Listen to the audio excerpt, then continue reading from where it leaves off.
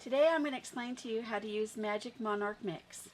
Some of the tools you'll need is a torch stand holder with a torch head. I use an automatic adjustable one. Joe Spencer's original bead pulling station. You'll need a light to hold into the heat. You'll need a cup with water to cool off your mandrels. Today I'm using a large mandrel for my large hold medium-sized beads. And of course, the Magic Monarch Mix. And I also use the line making tool of Joe Spencer's to help me get the mix in and out. So when you get the Magic Monarch Mix, it comes in three parts. You'll have your base, your beautiful monarch color, and then the special effects mix. So I'll take these out. It also comes with a little spoon to help you out if you don't have a line tool.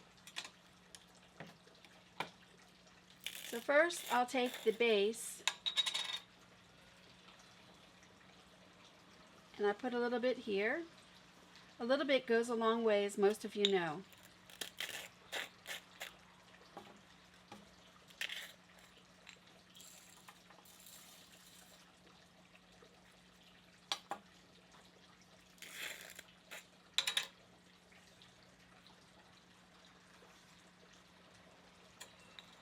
I like to keep my piles separated so that when I'm done I can put them back in the original containers.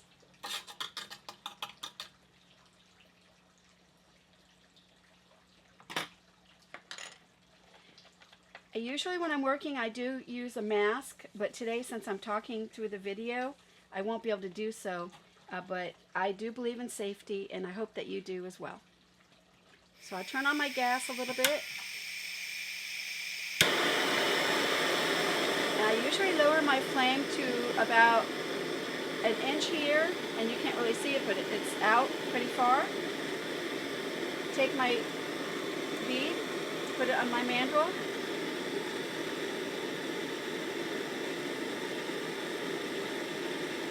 I like to warm up my bead until it's red hot. You'll see it turn orange.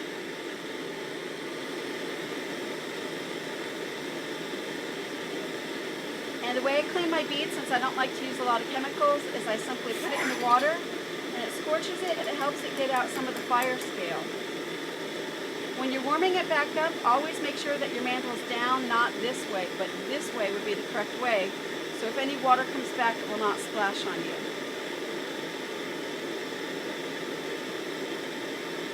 I don't know if you can see it, but I'm rolling the mandrel in my hands. These mandrels Joe Spencer and Jim Swallow make, and they're a little bit easier than using just a plain piece of metal on my hands, especially if I'm making 40 or 50 beads a day. It can really be troublesome to your hands. So now you see that the mandrel bead is very hot. So I'll simply roll this into my base.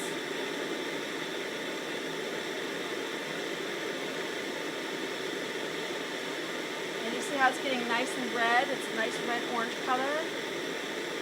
Always be sure that you heat both ends of your beads, what they call the toe and heel. This will be the heel part behind you. And what this does is it allows your enamels to cover both sides of your edges of your bead. I'll roll it the second time. I usually like to make my beads a little bit on the thick side. Everybody's different. I would suggest at least probably 2 to 4 coats of the base coat so that your frit, which is our second step, will adhere very well to the enamel. You see again, make sure you do your toes and your heel. I'll do it one last time into the base mix.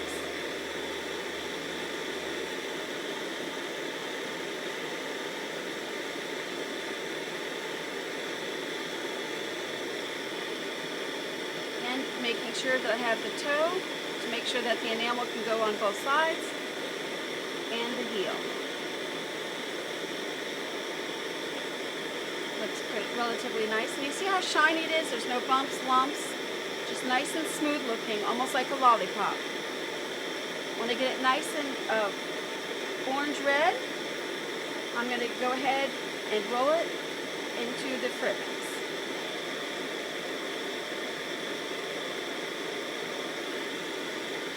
At this point, I want it a little bit further back. You'll see I'm back here, not up here, but back here. The reason is the frit is thicker than the base coat is, and it takes a little bit to warm it up. You don't want it cracking or flying toward your body or your face. It can be quite hot. As many of you know, when enamel warms up, it does spread. So you don't have to feel like you have to put frit over every single inch of your bead. A lot of folks will spread their beads, the frit mix out a little bit, just so that they have some open spaces for the enamel to move. That's definitely a personal opinion. You can see now that the enamel frit is melting very nicely. We're getting a nice rounded bead. It's getting shiny like a lollipop.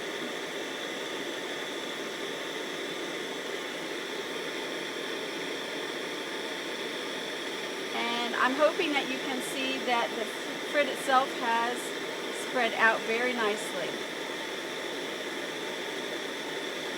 Again, make sure you do your toe and make sure you do your heel.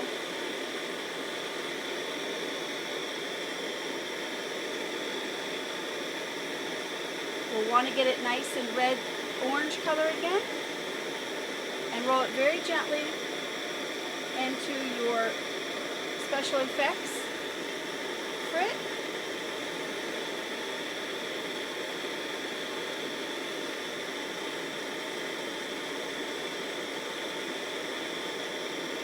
And right now, as you can tell, it's trying to merge with the frit itself. This part does take a little bit longer because it's a chemical reaction that makes the bead so cool. Each bead is going to be very unique for you. No two will ever be the same, but they're always beautiful. Then you notice I'm doing the toe, and notice I'm doing the heel.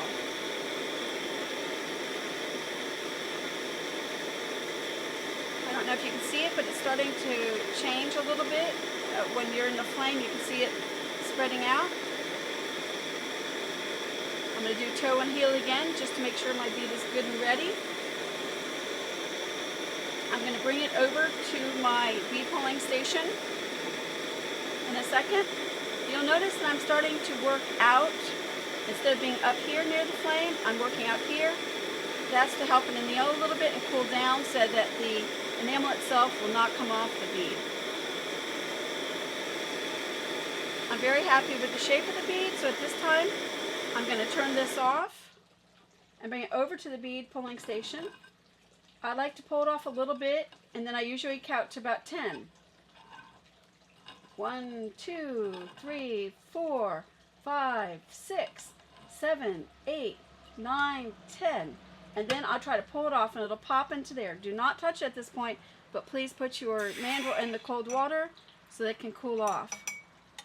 Now usually I'll leave it in the bead pulling station for about an hour with the lamp on the bead.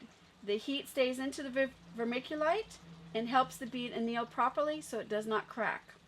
When I'm done, I use the line pulling tool, and basically I put everything back into little containers so that I'm not wasting anything. And usually you can get quite a few beads from here, probably 50 to 70, depending on what size and shape your bead is.